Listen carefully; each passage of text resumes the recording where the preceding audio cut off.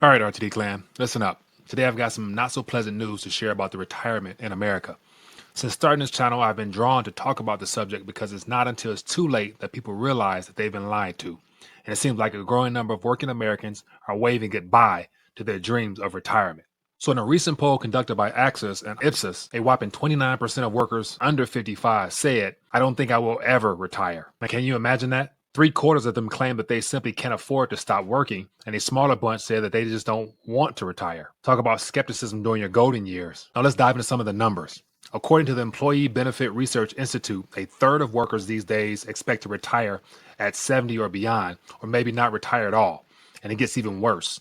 The Trans-America Center for Retirement Studies found that 40% of Generation X workers and almost half of the boomers plan to work past 70 or forget about retirement entirely. You might wonder why these people are getting cold feet about retirement. Well, brace yourselves, because more people are starting to realize the dangers of depreciating currency as a result of compound inflation, which has wreaked havoc throughout our economy. Prices cumulatively have been trending up since 2021, and folks are starting to feel the pinch.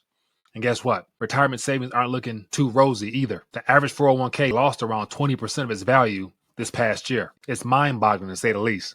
Normally, when stocks take a dive, bonds come to the rescue, but not last year. The strange happenings in 2022 can only be blamed on the Federal Reserve and the Treasury, who are the cause of the inflation crisis and those pesky federal interest rate hikes. Now, some people may say, sure, the stock market is doing well, but that doesn't encompass the whole economy. But the whole retirement story is far from sunshine and rainbows. The average IRA held a measly $109,000 in the first quarter of this year, down from $127,000 last year. Embrace yourselves again, because only 40% of baby boomers aged 55 to 64 have zero retirement savings. Nada, zilch. Some work for small companies that don't offer saving plans, and some are self-employed, while others simply can't afford to stash away money at all at this rate. But wait, it gets even more frustrating.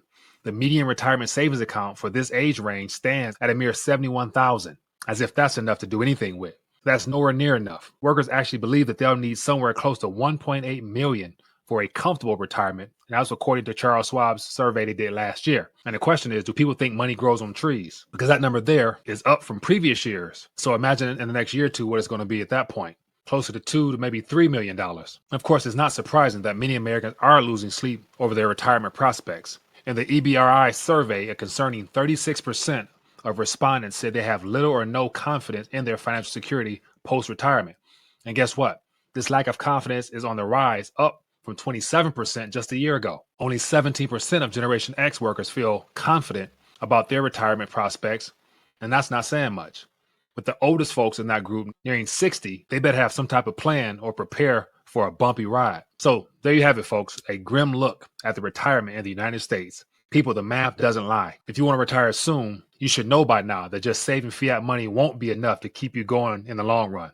The Federal Reserve note itself, which is known as a dollar, is the main reason why our standard of living and cost of living are so high. The problems that retirees face are not unique to this country alone. The same problems are happening in every country. Fiat currency is the issue, and it wasn't made to hold value or grow in value over time. So your best bet is to not rely on your national currency and instead buy assets that do well when the value of the currency goes down. Of course, this issue isn't so much of a problem for those who know the difference between sound money and fiat currency. But anyway, just sharing my opinion. If you found this video to be interesting and would like to get more thoughtful insights, I want to highly recommend visiting Rethinking the Dollar website and download some of the RTD crisis reports, contrarian-minded analysis on many of the problems facing this country and the world. But anyway, curious to hear what you guys think. If you found any value, hit that thumbs up button.